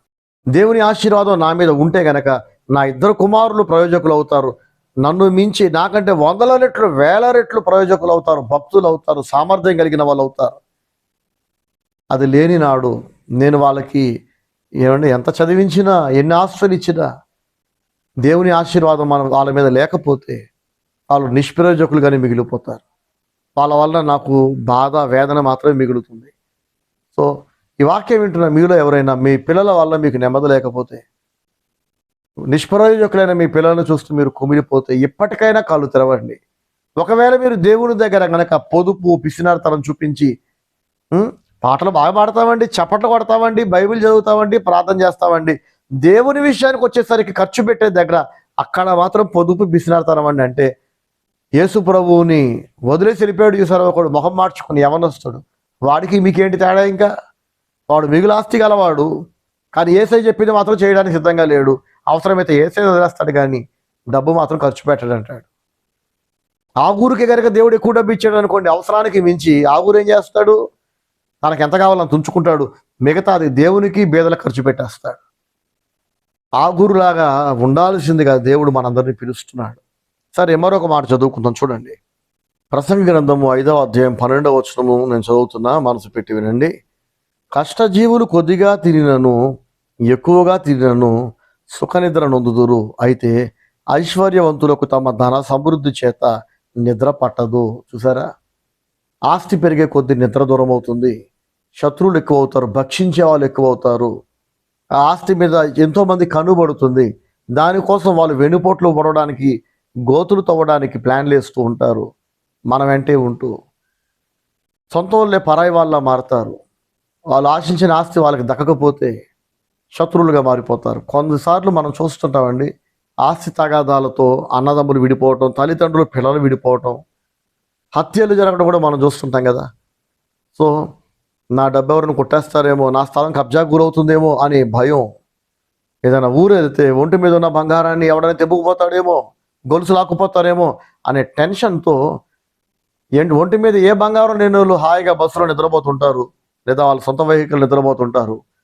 ఆభరణాలతో అలంకరించుకుని బయలుదేరుతున్న వాళ్ళు చెప్పుకొని అందరికీ చూపించి మురిసిపోవడం తప్ప గుండె నిండా భయం. చెవుకున్న కమ్మలు ఉన్నాయా, అక్కడ పడిపోయినాయా? ఎందుకంటే అది మామూలుది అయితే పర్వాలేదు, ఇంకోటి కొనుక్కోవచ్చు, కానీ బంగారం అనుకోండి, ఎక్కడ పోయిందో అది ఉన్నంతసేపు పోతుందనే భయం, పోతేనేమో ఇక ప్రాణం పోయినంత బాధ కదా. అందరికీ చూపించుకుంటూ మురిసిపోవడం తప్ప ఐశ్వర్యవంతునికి వాని ఐశ్వర్యం వలన నిద్ర పట్టదట. చూడండి, దేవుడు అంటున్నాడు, ఇవి నా అభిప్రాయాలు కాదు, సొలొమోను చేత దేవుడు రాయించాడు. ప్రసంగి 5:12లో ఐశ్వర్యవంతులకు తమ ధన సమృద్ధి చేత నిద్ర పట్టదు. నిద్ర ఒకటైనా పట్టింది. చూడండి ఇంకా ఏమంటున్నాడు దేవుడు, 13వ వచనం, ఆస్తి గలవాడు తన ఆస్తిని దాచిపెట్టుకొని తనకు నాశనము తెప్పించుకొనును. చూసారా, ఎంతోమంది ఈ ఆస్తి తగాదాలలో విలువైన బంధాలను తెగొట్టుకుంటున్నారు, బంధాలను దూరం చేసుకుంటున్నారు. తమ్ముడు పోతే పోయాళ్లే, ఆస్తి మిగిలిందిగా. కూతురు పోతే పోయిందిలే, కొడుకు దూరం అయితే దూరం అయ్యాళ్లే. మా నాన్న పోతే పోయాళ్లే, ఆస్తి నాదని అనిపించుకున్నా, దక్కించుకున్నా, కోర్టులో కేసు గెలిచాను, అమ్మయ్య నాకు డబ్బు మిగిలింది, ఆస్తి మిగిలింది. నెత్తిని కొట్టుకుంటావారా పిచ్చోడా? నీకు ఎంతోమంది ఫ్రెండ్స్ దొరుకుతారు, ఎంతోమంది బంధువులు దొరుకుతారు, కానీ నీ తోడబుట్టిన తమ్ముడు ఇంకొకటి దొరకడు నీకు. నీ అమ్మకే నీ నాన్నకే పుట్టిన సహోదరుని దూరం చేసుకొని ఒక స్థలం మొక్కని లేదా కొంత ఆస్తి కాగితాలని బీరవాలో పెట్టుకొని తీస్తాడు, చూస్తాడు, మురిసిపోతాడు. రేపు తీర్పు రోజున దేవుళ్ళు ఎక్కడక్కడ అర్థమవుతుందా? తన సహోదరుని ద్వేషించేవాడు చీకట్లో ఉన్నవాడు, వానిలో దేవుని ఆత్మకు చోటే లేదు, వాడు నరకప్రాయుడని దేవుడు రాయించలేదా? దేవుని వాక్యాన్ని పక్కకి పెట్టి డబ్బు పిచ్చితో, ధనాపేక్షతో దేవుని దూరం చేసుకొని, మనుషులను దూరం చేసుకొని, విలువైన బంధాలను తెంచేసుకొని నిద్ర దూరం అవుతుందంట, ఆరోగ్యం దూరం అవుతుంది, శత్రువులు పెరుగుతారు. చూడండి, ఇంకా దేవుడు అంటున్నాడు, ఇంకేమంటున్నాడు ఇక్కడ? ప్రసంగి గ్రంథము 14వ వచనం చదువుతున్నా. ఆ ఆస్తి దురదృష్టము వలన నశించిపోవును. వీడు తెలివి అంతా వాడి, అబద్ధాలు వాడి, కష్టపడి సమకూర్చాడు, కానీ అది నశించిపోతుంది. అతడు పుత్రులు గలవాడైనను అతని చేతిలో ఏమీ లేకపోవును. చాలామంది అంటారు, ఆస్తి వేస్ట్ ఎందుకు అవుద్దండి, నా పిల్లలకి ఇచ్చాను, వాళ్ళు అనుభవిస్తారు, పిల్లలు అనుభవిస్తారు. ఇక్కడ ఒకవేళ ఈ రోజే మనం ఆఖరి రోజు అనుకోండి, మన ప్రాణం పోయింది అనుకోండి, ఇక మనం అనుభవించాం, ఓకే నా పిల్లలు అనుభవిస్తారంటారు. నువ్వు పోయిన రెండో రోజు నీ కొడుకు పోతే, కోవిడ్ అప్పుడు చూసాక ఎలా పోయినాయో ప్రాణాలు. ఒకరోజు తండ్రి చచ్చిపోతే, రెండో రోజు తల్లి చచ్చిపోయింది, మూడో రోజు ఆ కోవిడ్తో వచ్చే వారం కొడుకు కోడలు పోవటం మనం చూడలేదా? చిన్నపిల్లలు మొదలుకొని పెద్దవాళ్ళ దాకా ఎంతమంది వరుసగా పిట్టల్లా రాలిపోయారో మనకు చూడలేదు చెప్పండి. ఇవాళ అన్నీ బాగున్నాయి, సంతోషంగా ఇంట్లో నుంచి ప్రయాణమై బయలుదేరిన ఎంతోమంది రహదారి ప్రమాదాల్లో రక్తసిక్తమై చనిపోతున్నారు, బాత్రూంలో కాలు జారి చేస్తున్నారు కొంతమంది. అయినా కనువిప్పు కలగట్ల మనుషులకి. ఇంకా డబ్బు పిచ్చి, ఆస్తి పిచ్చి. తగినంత అనుభవించండిరా, మిగతా దేవునికి బీదలు ఖర్చు పెట్టండిరా అంటే, లేదు నాకు ఎక్కువ కావాలి, ఇంకా కావాలి. దీన్నే ధనాపేక్ష అనే పాపం అని దేవుని వాక్యం తెలియజేస్తుంది. అవసరానికి మించిన డబ్బు, అవసరానికి మించిన బట్టలు, అవసరానికి మించిన ఇల్లులు, అవసరానికి మించిన స్థలాలు, అవసరానికి మించిన ఆస్తులు, ఇవి దేవుని వలన కలిగిన కోరికలు కావు, సాతాను వలన కలిగేవి. ఇవి మనల్ని నరకాగ్ని పాలు చేస్తాయి. దేవుడు ఎంతో స్పష్టంగా రాయించాడు 1 తిమోతి పత్రిక 6వ అధ్యాయంలో, ధనాపేక్ష సమస్త కీడులకు మూలము. డబ్బు పిచ్చి మొదలైందంటే అది ఆగదు, దానికి అంతు లేదు. ఇంకా గజ్జున్నవాడు ఎంత గోకిన వాడికి తృప్తి ఉండదు, గోకి రక్తం వస్తుంటుంది, అయినా వాడి దురద తగ్గదు. చూసారా, డబ్బు పిచ్చున్నవాడు కూడా అంతే. దేవుణ్ణి బాధ పెడతాడు, మనుషులు బాధ పెడతాడు, మనుషులు దూరం చేసుకుంటాడు, వాడు తినడు, ఎవరికి పెట్టడు, ఆఖరికి అది ఎవడికో చెందుతుంది, వీడు మాత్రం అనుభవించాడు, వీడి పిల్లలకు కూడా దక్కదు అది ఆఖరికి. తెలుసా అండి, దేవుని దగ్గర దాచి బీదల దగ్గర దాచింది నిలబడదు, నువ్వు సమకూరుస్తావు కానీ అనుభవించకుండా దేవుడు చేస్తాడని బైబిల్ అంటుంది. పైగా అది ఉన్నంత వరకు ఉందా లేదా, పోయిందా, ఎవరిని ఎత్తుకుపోతాడా అని మానసిక వేదన వలన నీకు నిద్ర ఉండదు, నీకు భక్షించే వాళ్ళు ఎక్కువ అవుతారు. మీకు తెలుసో లేదో, డబ్బు లేని నిరుపేదలకు స్నేహితులు తక్కువ, బంధువులు అసలు ఉండరు, స్నేహితులు ఉండరు. ఎందుకంటే వీడి పేదోడు, వీడు మనకేం పెడతాడని వాడింటికి ఎవరు వెళ్ళరు, ఎవరు వాడి ఇంటికి పిలవరు, వాడికి ఎవరు ఫోన్ చేయరు, వాడు ఫోన్ చేస్తే ఎవరు లిఫ్ట్ చేయరు. అందరికీ డబ్బున్న వాళ్ళే కావాలి. డబ్బున్నవాడు ఇంకా డబ్బున్నవాడితో స్నేహం చేయాలని కోరుకుంటున్నాడు, ఇంకా డబ్బున్నవాడు వాడికంటే ధనవంతుడితో బంధుత్వం పెట్టుకోవాలని చూస్తున్నాడు, వాడికంటే ధనవంతుడు ఇంకా ధనవంతుడు కావాలని కోరుకుంటున్నారు. ఇలా ఒకడి మించి ఇంకొకడు. ప్రేమ గల స్నేహితులు కావాలని ఎవరు కోరుకోవట్లా, ప్రేమ ఎవడికి కావాలి, డబ్బులు కావాలి. దేవుడు అంటున్నాడు, ఒరే బాబు, ఆస్తి పెరిగితే నిద్ర కరువవుతుందిరా, రోగాలు ఎక్కువ అవుతాయరా, సొంతలు దూరం అవుతారా, సొంతాలు కూడా శత్రువుల్లా మారతారా, నీకు మనశ్శాంతి ఉండదురా, ద్రవ్యమును అపేక్షించేవాడు దానివల్ల తృప్తి చెందడు రా అని దేవుడు అంటున్నా కూడా దేవుని మాటలు పెడచెవున పెట్టి చిన్న పిల్లలు మొదలుకొని పెద్దవాళ్ళ దాకా, అప్పుడే 18 ఏళ్ళు నిండిన అమ్మాయిలు అబ్బాయిలు కూడా ఆఖరికి డబ్బు కొరకు ప్రియమైన బంధాలు చేసుకుంటున్నారు. ఆశ్చర్యం కలుగుతుంది. డబ్బు కొరకు ప్రేమ, అనురాగాలు, ఆప్యాయతలు ఇవద్దు, మాకు డబ్బే కావాలి, ప్రేమ లేకపోయినా పర్వాలా, డబ్బు ఒక్కటే పనికొచ్చేది. ఎవరు నాటుతున్నారు ఈ దురభిప్రాయాన్ని మనుషుల మనసుల్లో అంటే ఖచ్చితంగా దురాత్మలు మనుషుల మనసులో నాటుతున్నాయి. దేవుని భయం లేని లోక ప్రజలు, దేవునితో సంబంధం లేని అన్యులు సాతాను వలన ప్రేరేపించబడి అధిక ధనము, అధిక ఆస్తిపాస్తులు, ఎంత డబ్బు పిచ్చి అంటే చివరికి నమ్మకంగా, న్యాయంగా దేవునికి చెందవలసిన దేవుని ధనముతో కూడా కొంత స్థలము, కొంత బంగారం, కొంత ఇల్లు, కొంత బ్యాంకులో సేవింగ్స్, ఎంత శాపం అండి. కొంత పులిసిన పెరుగు తీసుకెళ్ళి పాలల్లో వేస్తే పాలంతా పుల్లటి పెరుగుగా మారదా? పులిసిన పిండి కొంచెమైనా ముద్ద అంతటిని పులియజేస్తున్నట్టుగా శపించబడ్డ ధనము కొంత మీ దగ్గర ఉంటే మిగతా ఆస్తి అంతా మీరు అనుభవించకుండా పోతుంది. అది మీ కక్కుర్తి వలన, మీ పిసినారితనం వల్ల మీరు నాశనం అవుతారు. ఈ వాక్యం వింటున్న ప్రతి ఒక్కరూ ఆగూరులా బ్రతకాల్సిందిగా నేను పిలుపునిస్తున్నా. దేవుని నమ్మండి. బహుమంది భక్తిహీనుల దగ్గర ఉన్న ధన సమృద్ధి కంటే, ఎంతోమంది భక్తిహీనుల దగ్గర ఉన్న సమృద్ధి కంటే, ధన సమృద్ధి కంటే నీతిమంతుల దగ్గర ఉన్న కొంచెములో సుఖం ఉంది, తృప్తి ఉంది, నిద్ర ఉంటుంది, ప్రియమైన బంధాలు ఉంటాయి. చచ్చాక దేవుని దగ్గరికి వెళ్తే దేవుడు కౌగలించుకుంటాడు, నా కుమారుడా, నా కుమార్తె అని. ఈ కొంచెము ఉన్న నీతిమంతుడు ఆ కొంచెములో దేవునికి చెందవలసిన దేవునికి ఇస్తాడు, బీదలకు చెందాల్సిన బీదలకు ఇస్తాడు. కనుక దేవుని ఆశీర్వాదం వాడి మీద ఉంటుంది, వాడు దీవించబడతాడు. సరే, ఈ ప్రసంగి అధ్యాయము వరుసగా నేను త్వరగా చదువుతా. 5వ అధ్యాయము 14వ వచనములో, ఆస్తి దురదృష్టం వల్ల నశించిపోతుంది, అతడు పుత్రులు గలవాడైనను అతని చేతిలో ఏమీ లేకపోను. వాడు ఏ ప్రకారముగా తల్లి గర్భము నుండి వచ్చెనో ఆ ప్రకారముగానే తాను వచ్చినట్లే దిగంబరిగానే మరలా పోవును. తాను ప్రయాసపడి చేసుకుని దానిలో ఏదైనను చేత పట్టుకొని పోడు. సరే, 17వ వచనం ఇంకేంటంట? ఇది మనస్సునకు ఆయాసకరమైనదే. ఏంటంటే తన దినములన్నీ, ఎవరి గురించి అంటున్నాడు దేవుడు? ఐశ్వర్యవంతుడు గురించి.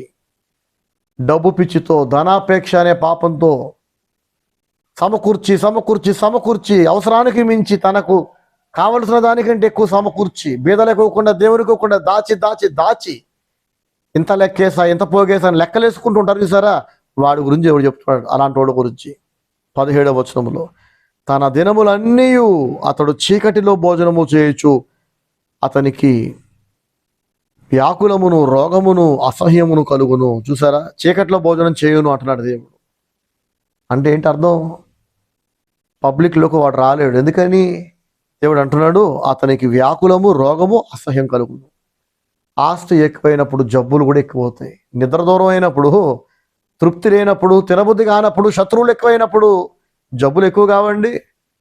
ఆలోచించి ఆలోచించి అందరితో గొడవలు పడి పడి నిద్ర లేక పోతుందేమో అనే భయంతో, ఉన్నదాంతో తృప్తి లేక ఇంకా కావాలి, ఎలా సంపాదించాలని ఆలోచించి ప్లాన్లు వేసి, పడుకోకుండా ఆలోచించి, తినకుండా ఆలోచించి బీపీ వస్తుంది, షుగర్ వస్తుంది, పారాలసిస్ వస్తుంది, ఎన్ని జబ్బులు ఉన్నాయి అన్నీ వచ్చేస్తాయి. ఇంకా ఆస్తులేమో చాలా ఉంటాయి, కానీ వీడు తినలేడు, తాగలేడు. అర్థమవుతుందా? జబ్బులు పాలైపోయి ఉంటాడు, చీకట్లో ఉంటాడంట. వాడికి వ్యాకులమును, రోగమును, అసహ్యమును కలుగును అంటున్నాడు దేవుడు. ఎంత గొప్ప దేవుడు అండి! ఎంత చక్కగా ముందుగానే వర్ణించాడు కదా. చీకట్లో అంటే దీన్ని ఎలా అర్థం చేసుకోవచ్చు అంటే, వ్యాధిగ్రస్తులైన వాళ్ళు, జబ్బున పడ్డ వాళ్ళు ఒక గదికే పరిమితం అయిపోతారు కదండి. అర్థమవుతుందా? లేచి నడిచి బయటికి రాలేని పరిస్థితి. మరి చీకటి కాకపోతే ఏంటి? ఇప్పుడంటే ట్యూబ్ లైట్లు వచ్చినాయి కదా, ఆర్టిఫిషియల్ లైట్లు మనం లోపలేస్తాం, కానీ న్యాచురల్ లైట్లు వాళ్ళంతటా వాళ్ళు వచ్చి చూడగలరా? చూడలేరు. ఉంటే ఇంట్లో ఒక మూలకు, ఒక గదిలో పరిమితం అయిపోయి చచ్చేదాకా మూలుగుతూ రోగిస్తోలాగా జబ్బులు బాలై బతకటం. లేదా ఐసీయూలో, అక్కడ కూడా మళ్ళీ చీకటే. స్విచ్ ఎత్తే లైట్ వెలుగుతుంది, లైట్ ఆపితే కరెంటు పోతే, జనరేటర్ ఆగిపోతే చెమ్మ చీకటి. దేవుడు అంటున్నాడు తన అవసరాలకు మించి ధనం సమకూర్చుకున్న భక్తిహీనుల గురించి, ధనాపేక్ష కలిగిన వాళ్ళ గురించి దేవుడు అంటున్నాడు. 17వ వచనం, ప్రసంగి 5:17లో, ఇది మనసునకు ఆయాసకరమైనదే, తన దినములన్నీ అతడు చీకటిలో భోజనము చేయును. అతనికి వ్యాకులమును, వ్యాకులం అంటే ఏంటండి? తీరని మనోవేదన, దుఃఖం ఇక దానికి మితి లేదు, అంతము లేదు. ఇంకా ఎంతమందికి చెప్పుకున్నా ఎవడు ఆ జబ్బును నయం చేయలేడు, వాడి బాధను తీయలేడు. వచ్చిన వాళ్ళందరూ చెప్పుకుంటూ ఉంటారు, వచ్చిన వాళ్ళందరూ ఓదారుస్తుంటారు, అయినా బాధ తీరదు. అతనికి వ్యాకులమును, రోగమును, అసహ్యమును కలుగును. ఏదో ఒకరోజు మిగుల ఆస్తిపరులైన ఈ భక్తిహీనులు వాళ్ళ బ్రతుకును వాళ్ళే ఆశ్రయించుకుంటారంట. నాది కూడా బ్రతికేనా, అసలు డబ్బు లేకపోయినా కొంచెమే డబ్బు ఉన్నా చురుకుగా జబ్బు లేకుండా తిరుగుతున్న వాళ్ళను చూసి, ఇది కదా అసలైన ఐశ్వర్యం, ఇది కదా నిజమైన ఆస్తి. ప్రేమించే పిల్లలను కలిగిన తల్లిదండ్రులను చూసినప్పుడు, నా పిల్లలకి ప్రేమ లేదనేనంటే, నా కొడుకులకి కూతులకి అనురాగం లేదు కదా, చచ్చే లేకుండా చూడటానికి రారు, హాస్పిటల్లో పడ్డా చూసే దిక్కు లేదు, ఒంటరితనం, దిక్కులేనోళ్ళలాగా, దిక్కులేని దానిలాగా, అనాథలాగా, నా ట్రీట్మెంట్ నేనే ఇప్పించుకొని నన్ను నేనే చూసుకొని ఇక పిల్లల్ని కనడం దేనికి? ఇంకా ఏమన్నా అర్థమవుతుందా? శపించబడ్డ బ్రతుకు కాదు. ఇలాంటి వాళ్ళు అనురాగం, ఆప్యాయత, ప్రేమ, గౌరవంతో కూడిన పిల్లలను చూసినప్పుడు, తల్లిదండ్రులు ఆ పిల్లలు ప్రేమిస్తుంటే, ఆహా ఇది కదా ఆశీర్వాదం, ఇది కదా భాగ్యం. తండ్రికి బాగోలేదంటే పిల్లలు వచ్చి దగ్గరుండి చూసుకుంటున్నారు, అమ్మకు బాగోలేదంటే పిల్లలు వచ్చి కంటికి రెప్పలా చూసుకుంటున్నారు. నా పిల్లలు నాతో ఇలా లేరు కదా అని ఏడుస్తూ ఉంటారు. అప్పుడు ఉంటుందండి అసలైన పండగ. ఇంకా మామూలుగా ఉండదు. ఇంకా ఆ బాధను ఎవడూ తీయలేడు. ఇంకా తెలుసా, వారి మీద వారికే అసహ్యం కలుగుతుంది. నేను దాచాను, ఆస్తులు దాచా, చెప్పుకోవడానికి సమాజం దృష్టిలో నేను మిగుల ఆస్తి గలవాడిని, ఆస్తి గలదాన్ని. కానీ నన్ను ప్రేమగా పలకరించే వాళ్ళు లేరు కదా, ప్రేమగా పట్టించుకొని దగ్గర భోజనం పెట్టేవాళ్ళు లేరు కదా, నా కొరకే బతికే వాళ్ళు లేరు కదా, నన్ను సొంతం చేసుకునే వాళ్ళు లేరు కదా, నేను చచ్చిపోతానేమో అని నన్ను కాపాడుకోవడం కొరకు కష్టపడే వాళ్ళు లేరు కదా. ఎప్పుడు చేస్తాడో ఏంటో వీడు, ఇంకెంతకాలం చాకిరీ చేయాలో, ఇంకే ఎన్ని రోజులు లీవ్లు పెట్టుకోవాలో అని బాధపడే పిల్లలు ఉన్నారు. ప్రార్థన చేయండి పాస్టర్ గారు, లీవులు లేవండి, మా నాన్నగారు త్వరగా చావాలని ప్రార్థన చేయండి, మా అమ్మగారు చావాలని ప్రార్థన చేయండి.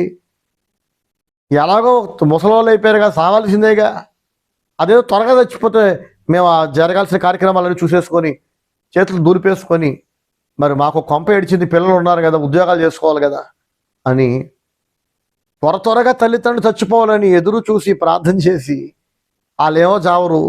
అదే పెద్ద పనిష్మెంట్, చావు రాకపోవటం తెలుసా.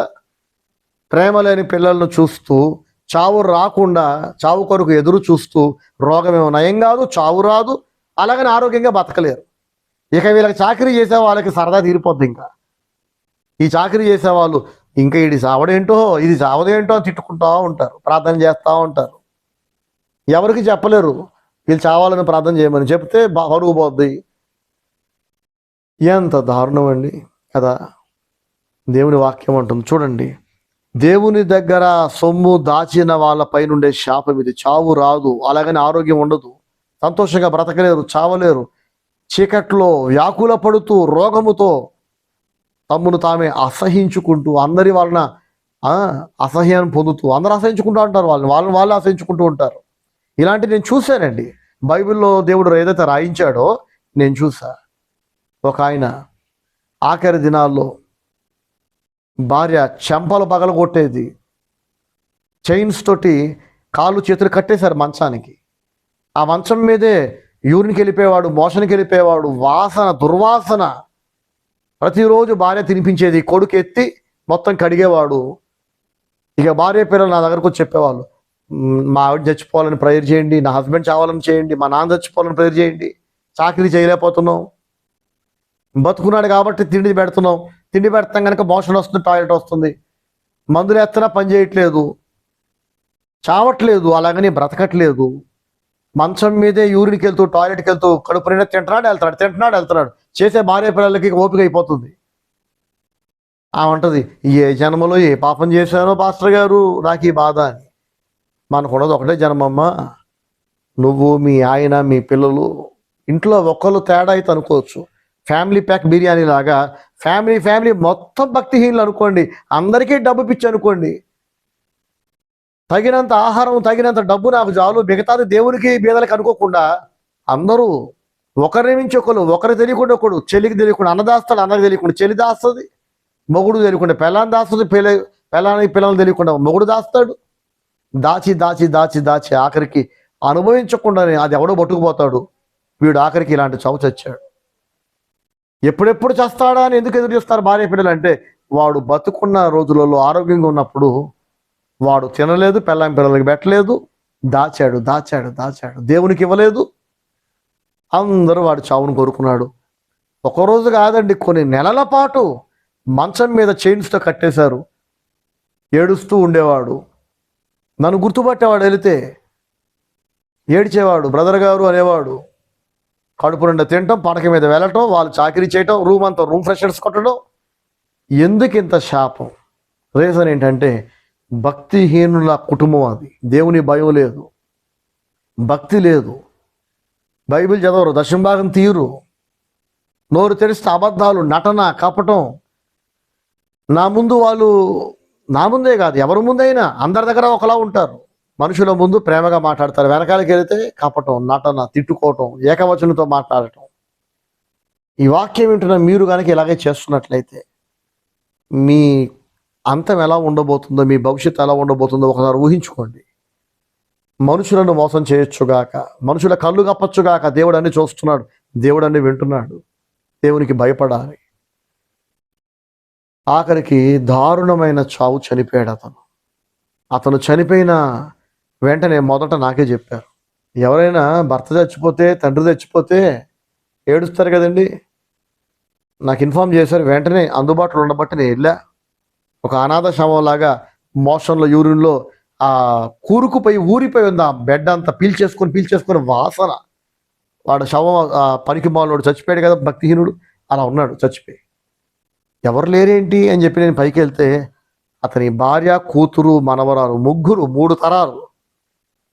మరి ఏమనుకున్నారో నాకు ఇంకా ఇప్పటికీ అర్థం కాదు. ఇంకా త్వరగా మేకప్ వేసేసుకొని, పొట్టు చీరలు కట్టేసుకొని, పూలు పెట్టేసుకొని, గాజులు వేసేసుకొని, కంటికి కాటుకో ఐలైనర్ ఏదో పెట్టుకొని, ఒళ్ళంతా దిగేసుకొని, బంగారు ఆభరణాలు. అప్పుడు కిందకు వచ్చారు సెంట్లు కొట్టుకొని. భర్త చచ్చిపోయాడన్న బాధ ఉందా ముసలిదానికి? మా నాన్న చచ్చిపోయాడన్న బాధ ఉందా కూతురికి? మా తాత చచ్చిపోయాడన్న బాధ ఉందా మనవరాలికి? ఎవ్వరికి లేదు. అమ్మాయి ఆఖరికి చచ్చిపోయాడని చెప్పి ఒక ఫేక్ ఏడుపు ఒకటి ముఖాన్ని తగిలించుకున్నారు. ఇలాంటి వాళ్ళు ఎంతమందో చెప్పుకుంటూ పోతే కొన్ని 100 గంటలు అయిపోతాయి. నేనే ప్రత్యక్ష సాక్షిని. దేవుని భయం విడిచి డబ్బు పిచ్చితో, ఏమండి, డబ్బు ఉంటే చాలు, ఆస్తి ఉంటే చాలు, ఎక్కువ డబ్బు ఉంటే ఎక్కువ సుఖపడతాం, ఎక్కువ ఆస్తి ఉంటే ఇంకా సుఖపడతాం అని దేవునికి భయపడకుండా, దేవుని ఆశీర్వాదం మీద నమ్మకం ఉంచకుండా, స్థలాలు, ఇళ్ళు, బంగారం, డబ్బులు ఎక్కడ ఎంత ఉంది ఎప్పటికప్పుడు లెక్కలేసుకుంటూ, దేని విలువ ఎంత పెరిగిందో లెక్కలేసుకుంటూ మురిసిపోతూ, రే నాయన నువ్వు లెక్కలేసుకొని అలా సావడమే తప్ప నువ్వు అనుభవించేది ఉండదని దేవుడు అంటున్నాడు రా నాయన. చూడు, ప్రసంగ గ్రంథం 5వ అధ్యాయంలో ఇంత చదువుకున్నా, మళ్ళీ చదువుతున్నా. కన్నులారా చూచుటేగాక ఆస్తి పరునికి తన ఆస్తి వలన ప్రయోజనం ఏమి అంటున్నాడు దేవుడు కదా. సరే, ఈ ధనాపేక్ష కలిగిన భక్తిహీనులు ఆగురులా కాకుండా, తగినంత కాకుండా, ఇంకా కావాలని పిచ్చి దాస్తారు. ఎవరి కోసం? దేవుని కోసం, బీదల కోసం, సమాజం కొరకు కాదు. మొత్తం నేను, నా కుటుంబం అనుభవించాలి. ఇలాంటి వరకు సుఖం ఉండదట. దేవుడు దీవిస్తే ఎలా ఉంటుందో మరొక వీడియోలో వచ్చే వారం చెప్తా. మెట్టుకి ఇప్పుడైతే ఇంతటితో ముగిస్తున్నాను. నా ప్రియ సహోదరి సహోదరులారా, ధనాపేక్ష సమస్త కీడులకు మూలము. గుర్తుపెట్టుకోండి. కొందరు ఈ ధనాపేక్ష వలన తమ్మును తామే పొడుచుకున్నారట. సౌలు రాజు ఒక మంచి ఉదాహరణ. కొందరు ఇతరుల చేత చంపబడ్డారు. కొందరు తమ సొంత వారిని కూడా శత్రువులుగా మార్చుకున్నారు. అనేక బంధాలు దూరం చేసుకున్నారు. దేవుని దూరం చేసుకున్నారు. వాళ్ళు అనుభవించాల, ఎవరికి పెట్టల, అలాగే తెచ్చిపోయారు. చూశారు, అందరూ చెప్పుకున్నారు, వీళ్ళు మాత్రం అనుభవించాల. ద్రవ్యమును అపేక్షించువాడు దాని వలన తృప్తి చెందడని దేవుని వాక్యం తెలియజేస్తుంది. అందుకే యేసయ్య అన్నారు, ధనవంతుడు పరలోక రాజ్యములో ప్రవేశించుట కంటే సూది బెజ్జములో ఉంటే ప్రవేశించుట సులభం అట. సరే, పరలోక రాజ్యాన్ని పోగొట్టుకున్నాక ఇక దేనికండి? ఆస్తులు దేనికి? ఐశ్వర్యం దేనికి? స్థలాలు దేనికి? ఇవన్నీ కదా. ఇవన్నీ పోగేసుకోవద్దని అనట్లే, కానీ దేవునికి పనికిరానిది, బీదలకు పనికిరానిది, దేవునికి బీదలకు ఇవ్వడానికి మనస్సు రాని ఆస్తులు మిమ్మల్ని నాశనం చేస్తాయి, మిమ్మల్ని భ్రష్టు పట్టిస్తాయి. మీకు సుఖం లేకుండా, నిద్ర లేకుండా, మనశ్శాంతి లేకుండా, మీకంటూ ఎవరూ లేకుండా చేసేస్తాయి. నిజమైన ఐశ్వర్యం ప్రేమించే భార్య, భర్త కొరకు ఆరాటపడే భార్య, తండ్రి కొరకు ఆరాటపడే పిల్లలు, భార్య కొరకు ప్రాణం పెట్టుకునే భర్త, ఒకరి కొరకు ఒకరు బ్రతికే కుటుంబీకులు, అందరూ కలిసి దేవుని కొరకు బ్రతికే ఒక కొంప కుటుంబం. ఇది లేనినాడు ఎంత డబ్బున్నా దండగా. ఇలా దేవుని కొరకు బ్రతుకుతూ కుటుంబ విలువలు, ప్రేమ, ఆప్యాయాలు, అనురాగాలు కలిగి బ్రతుకుతున్నప్పుడు ఇటువంటి భక్తులకు, నీతిమంతులకు కొంచెమే ఉన్నా ఆ కొంచెము బహుమంది భక్తిహీనుల దగ్గర ఉన్న ధన సమృద్ధి కంటే శ్రేష్టం. ఈ వాక్యం అంతా విన్నాక మీకేమనిపిస్తుంది చెప్పండి? ఆగూరులాగా తక్కువ వద్దు, ఎక్కువ వద్దు, తగినంత చాలు అని అనుకుంటున్నారా? నీతిమంతునికి కొంచెం ఉన్న శ్రేష్టం అంట, కొంచెమే చాలే అని అనుకుంటున్నారా? ఈ వాక్యం విన్నాక కూడా దేవుడు అలాగే అంటాడులే, బ్రదర్ అలాగే అంటాడులే, ఈ రోజుల్లో డబ్బు లేకపోతే మనం బతకలేము, చాలా డబ్బు కావాలి, ఇంకెక్కువ కావాలి, ఇప్పటికే ఇల్లు ఉంది అయినా తృప్తి లేదు, ఇంకొక ఇల్లు ల్యాండ్ ఉంది ఇంకా తృప్తి లేదు, అక్కడ ఎంత అండి ల్యాండ్ రేటు, ఇక్కడ ఎంత అండి ల్యాండ్ రేటు, తగ్గిందా పెరిగి కనుక్కుంటూ ఉంటారు. దేనికిరా? నువ్వెంత ఉన్నావు, నీ నోరు ఎంత ఉంది, నువ్వు ఎంత తింటావు, నీ పొట్ట ఎంత ఉంది, చేస్తే నిన్ను పాతేటకి ఎంత భూమి కావాలి? సడన్గా ప్రభుత్వాలు కొత్త చట్టాలు తీసుకొచ్చి ఒకడికి ఒక ఇల్లు తప్ప ఇంకో ఇల్లు ఉండడానికి వీలు లేదని చెప్పి సడన్గా కనుక ఒకవేళ లాక్కుపోతే ఏమైపోతాయి ఇవన్నీ కదా? ఈ కోర్టులో ఎన్ని కబ్జా కేసులు చూడట్లేదు మనం, ఎన్ని థెఫ్ట్లు జరగట్లేదు కదా, ఎన్ని హత్యలు చూడట్లేదు. ఈరోజు అన్నీ బాగున్నాయని అనుకుంటూ ఉండగానే కను రెప్పపాటులో రేపేం జరుగుతుందో మనకు తెలియదు. మొత్తం జీవితం తలకిందులైపోతుంది కదా. కాబట్టి ఉన్న వాటితో తృప్తిగా ఉండండి. ఏదైనా ఆశపడే ముందు సూట్లు, కోట్లు అందరూ కొనుక్కోవచ్చు అప్పు చేసి ఈఎంఐ మీద, కానీ సూట్ వేసుకునే అర్హత నాకుందా లేదా, అంత చదువు నాకుందా లేదా, అంత అర్హత నాకుందా లేదా? ఇప్పుడు చూడండి, ప్రతీది ఈఎంఐలో దొరికేస్తున్నాయి. చిన్న చిన్న కూలి పనులు చేసుకున్న వాళ్ళు మొదలుకొని ఐపీఎస్, ఐఏఎస్ వరకు అందరికీ అన్ని అందుబాటులోకి వచ్చేసినాయి. ఒకప్పుడు ధనవంతులు మాత్రమే కొనగలిగినవి కొన్ని ఉన్నాయి, అవి ఇప్పుడు పేదవాళ్ళు కూడా ఈఎంఐలో కొనేయగలుగుతున్నారు. ఇవాళ ఎక్కడ చూసినా, ఎక్కడో ఎందుకండి, మన మినిస్ట్రీలోనే మీరు ఏ ఊరు చూసినా ప్రతి పరిచర్యలో, ప్రతి బ్రాంచ్ చర్చిలో చిన్న చిన్న ఉద్యోగాలు చేసుకుంటున్న వాళ్ళు తిప్పి కొడితే జీతం 10,000 15,000 వాళ్ళ చేతుల్లో ఐఫోన్ చూస్తున్నారు. ఆశ్చర్యం వేస్తుంది. మళ్ళీ ఈ వాక్యం విన్న వాళ్ళు అనుకుంటారు మా గురించే అని. సర్వసాధారణం అయిపోయింది.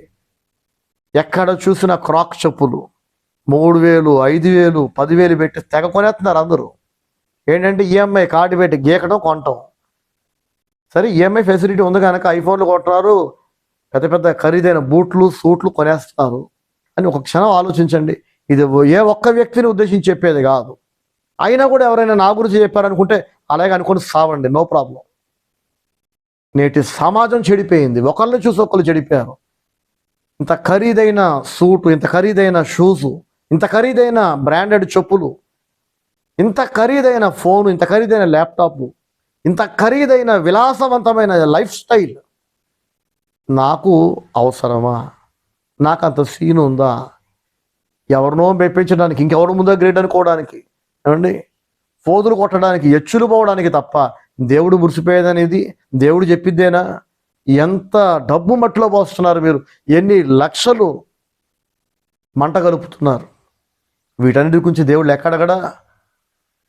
ఏంటో మా బ్రదరు ఫోదులు కొట్టడు, ఫోదులు కొట్టనేవాడు, ఎచ్చులు పడడు, మమ్మల్ని ఎచ్చులు పడనేవాడు, ఆయన విలాసవంతమైన బ్రతుకు బ్రతకడు, మమ్మల్ని బ్రతకనేవాడు. ఎంతసేపు దేవుడు నచ్చినట్టే బతకమంటాడు. కళ్ళు తెరవండి బ్రదర్ గారు, కాస్త మనుషులు నచ్చినట్టు కూడా బతకండి. ఎప్పుడు చూసినా ఆర్డినరీ బట్టలు వేసుకొని వాకింగ్ చెప్తారు, సేవ చేస్తారు. అప్డేట్ అవ్వండి బ్రదర్.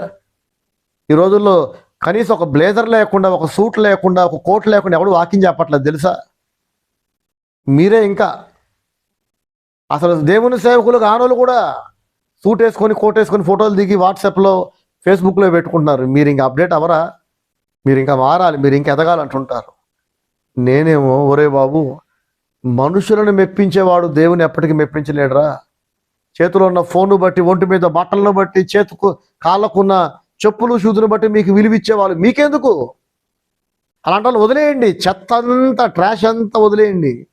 మిమ్మల్ని సొంతం చేసుకొని మీ దగ్గర ఏది ఉన్నా లేకపోయినా మీరు కావాలనుకునే వాళ్ళు ఉంటారు చూడండి, అలాంటి వాళ్ళు బహు తక్కువ మంది ఉంటారు. మీ బట్టలు, చెప్పులు, చేతిలో ఫోన్లు వాళ్ళకి అక్కర్లేదు అసలు. అలాంటి వాళ్ళు తక్కువ మంది ఉంటారు. ఆ కొద్ది మందే శ్రేష్టం, వాళ్ళే మీ సొంతం. సరే, విన్న వాళ్ళు వింటారు, వినని వాళ్ళు వినరు, ఏడ్చే వాళ్ళు ఏడుస్తారు. ఇప్పుడు నన్ను తిట్టుకునే వాళ్ళు తిట్టుకుంటారు. ఈ వాక్యం విన్నాక ఎవడు తిట్టుకున్నా, ఎవడు మారినా నేను చెప్పాల్సింది చెప్పడం నా ధర్మం, నా బాధ్యత. ఒకళ్ళను చూసి ఒకళ్ళు పోటీలు పడి 3 ఏళ్ళుగా చూస్తున్నాను. ఎలా కొన్నావు నాయనా? నీకంత సంపాదన లేదు కదా ఏ తల్లి? ఎందుకు ఇంత విలాసవంతమైన లైఫ్ స్టైల్ అంటే, అన్నయ్య నేను పనిచేసే చోట ఇప్పుడు వాచ్మెన్కి ఐఫోను, బస్సు డ్రైవర్కి ఐఫోన్, ఆటో డ్రైవర్కి ఐఫోను. ఐఫోన్ చేతిలో పట్టుకుంటే ఆటో డ్రైవర్ ఐపీఎస్ అయిపోతాడు చెప్పండి. వాడి విలువ పెరుగుతుందా? వాడి పిచ్చేది, వాడి భావన. చేతిలో ఖరీదైన ఫోన్ చూడగానే అందరూ ఇక వాడికి ఐపీఎస్కి ఇచ్చే విలువ, ఐఏఎస్ ఆఫీసర్కి ఇచ్చే విలువ ఇస్తాడని వాడి ఫీలింగ్ అంతే. ఆ ఫీలింగ్ ఎవరు క్రియేట్ చేశారు? సాతాన్ని క్రియేట్ చేశాడు. అర్థమవుతుందా? ఒక 10 ఏళ్ళ తర్వాత నీడు బాగుపడతాడా? సంవత్సరాలు గడిచే కొద్దీ ఆ ఐఫోన్ ధర, ఆ ఖరీదైన వస్త్రాల ధర పడిపోతుంటుంది. ఈలోపు సమాజం ఇంకా అప్డేట్ అయిపోతుంది. కంగారు పడిపోయి మళ్ళీ అప్పు చేసి, మళ్ళీ క్రెడిట్ కార్డు మీద 3 ఏళ్ల తర్వాత ఇంకొక ఖరీదైన వస్తువు. బతుకంతా అప్పులే మిగులుతాయి. ఏంటో మాకు అప్పులు తీరట్లేదండి. ఎందుకు తీరతాయి చెప్పండి? అర్థమవుతుందా? ఎందుకు అప్పులు తీరట్లేదు అని చాలామంది ఏడుస్తున్నారు ఈరోజు. సమాజంలో అప్పులు లేనివాడు ఎవడు లేడు. రాష్ట్రానికి అప్పులు ఉన్నాయి, దేశానికి అప్పులు ఉన్నాయి, ప్రతి వ్యక్తికి అప్పులు ఉన్నాయి. అప్పుల మీద అప్పులు ఎందుకు చేస్తున్నారంటే అవసరాల కొరకు కాదు. అవసరాల కొరకు చేస్తే కనుక దేవుడు సాయం చేస్తాడు. భోగాల కొరకు అప్పులు చేస్తున్నారు, సోకుల కొరకు చేస్తున్నారు, ఎచ్చుల కొరకు చేస్తున్నారు, ఫోదులు కొట్టడానికి చేస్తున్నారు. యోగ్యత లేకపోయినా, అర్హత లేకపోయినా, కుటుంబ నేపథ్యం అంత బలమైన ఆర్థిక కుటుంబం కాకపోయినా, బంధువులు అందరూ గ్రేట్గా అనుకోవాలని చెప్పి ఒక పెద్ద ఖరీదైన ఏసీ ఫంక్షన్ హాల్ బుక్ చేసేసి 100 మందికి భోజనాలు పెడితే వీళ్ళు రాత్రికి రాత్రి గొప్పలు అయిపోతారు చెప్పండి? అయిపోతారా? ఒక్కరోజు ఫంక్షన్ కొరకు 2-3 లక్షలు తాగలేసేసి ఆ తర్వాత నుంచి 4-5 ఏళ్ల పాటు ఈఎంఐలు కట్టుకుంటూ తినడానికి లేదు, చారు పోసుకొని తింటున్నాం. ఏమైనా పోసుకొని తినండి ఇంకా. మరి తర్వాత ఎందుకు చారు పోసుకొని తినాలి? ఎందుకు మజ్జిగ నీళ్ళు పోసుకొని తినాలి? ఎందుకు హెచ్చులకు పోయి అప్పులు చేయాలి? ఎందుకు అంత పెద్ద ఫంక్షన్ చేయాలి? ఎవరిని ఉద్ధరించడానికి? దేవుని దగ్గరకు వచ్చేసరికి మాత్రం మా దగ్గర ఏమీ లేదన్నయ్య. లేకపోవటం కాదు చెల్లి, ఉన్నదంతా మనుషులను సంతోషపెట్టడానికి, మనుషులను మెప్పించడానికి మట్టి పాలు చేస్తున్నారు. మీ శక్తికి మించి, అర్హతకు మించి, మీ యోగ్యతకు మించి. మీ మనస్సాక్షికి తెలుసు మీ చదువు ఎంత, మీ బ్రతుకు ఎంత, మీ కథ ఏంటి, మీ కుటుంబ నేపథ్యం ఏంటి, మీ తండ్రులు తాతల చరిత్రలు ఏంటి. వీళ్ళ రాజుల వంశమా, జమీందారుల వంశమా? ఒక జమీందారు అన్నాడు అనుకోండి, ఒకరు మహారాజు అన్నాడు అనుకోండి, ఇవాళ రాజ్యం పోయింది. కానీ మా తాతగారు ఇలాంటి ఫంక్షన్ చేశారు, మా నాన్నగారు ఇలా చేశారు, నేను చేయకపోతే బాగోదు అన్నాడంటే ఒక అర్థం ఉంటుంది కదా. రాజుల చరిత్ర మనం చూస్తాం కదా బైబిల్లో, దినవృత్తాంతాల్లో మనం చూస్తాం కదా. కానీ రాజులు కానివాడు రాజులాగా కథలు పడితే, ఎచ్చులు పడితే ఏమవుతుంది చెప్పండి? పులిని చూసి ఒక నక్క ఒళ్ళంతా వాతలు పెట్టుకుందంట. పులికి చారలు ఉన్నాయి, నాకు చారలు వచ్చినాయి అని. పులికి సహజంగా దేవుడిచ్చిన చారలు అది. అది దానికి వన్న చేస్తుంది, దానికి గౌరవాన్ని, రాజటీవిని చేస్తుంది. అందుకే పులిని చూడడానికి జూకి వెళ్తాం, అడవికి వెళ్తాం. అర్థమవుతుందా? వాతలు పెట్టుకున్న పందినో నక్కనో చూడడానికి ఎవరు వెళ్తారు చెప్పండి? నన్ను కూడా చూడవా, నన్ను కూడా చూడవా, నాకు అలాంటి చారలు ఉన్నాయంటే అది నువ్వు తగిలించుకున్న చారలు. దానివల్ల నీకు జబ్బు చేస్తుంది. మూలుగుతో ఆ గాయాలు తగ్గేదాకా నువ్వు మూలగాల్సిందే. సహజ సిద్ధంగా దేవుడు మనల్ని ఎలా ఉంచాడో ఆ స్థితిలో కొనసాగమని దేవుడు అంటున్నాడు. నువ్వు ఏ స్థితిలో పిలువబడ్డావు అలా కంటిన్యూ. సరే, ఫైనల్గా ఆగురు చేసిన ప్రార్థన నేను రోజు చేస్తున్నా. నేను అలాగే బ్రతుకుతున్నా, నాకు తగినంత చాలు, ఎక్స్ట్రా వద్దు, తక్కువ వద్దు, ఎక్కువ వద్దు. నచ్చితే మీరు ప్రార్థించండి, నచ్చకపోతే ఇక నాశనం అయిపోండి. ఎందుకంటే జరిగేది నాశనమే కాబట్టి చెప్తున్నా. ఇక మీదటైనా కనీసం విలాసాలకు పోయి ఎచ్చులకు పోయి ఫోజులకు పోతే మీకు అవమానమే మిగులుతుంది. మీరు ఎంత ఎచ్చులకు పడతారో అంత పరువు పోతుంటుంది. ఎంత మనుషుల ముందు ఫోజులు కొట్టి లేని గొప్పని చూపించే ప్రయత్నం చేస్తుంటారో దేవుడు మీకు అంత గాలి తీస్తూ ఉంటాడు. అందరి ముందు మీ పరువు పోతుంది, తుస్సు అనిపిస్తుంది. గౌరవ మర్యాదలు దేవుడు ఇవ్వాలి, ఆయన హెచ్చించాలి. ఆయన చేయాలనుకుంటే గొర్రెల కాపరి రాజును చేశాడు కదా, అలా దేవుడు చేయాలి తప్ప మనల్ని మనమే హెచ్చించుకోవాలనుకుంటే ఏది జరగదు. సాతాను మాయ నుంచి అందరూ బయటపడాల్సిందిగా కోరుకుంటున్నా. ప్రభు మనందరికీ సహాయం చేయనుగాక. God bless you all. Praise the Lord. Amen. నెమ్మది లేకుండా విస్తారమై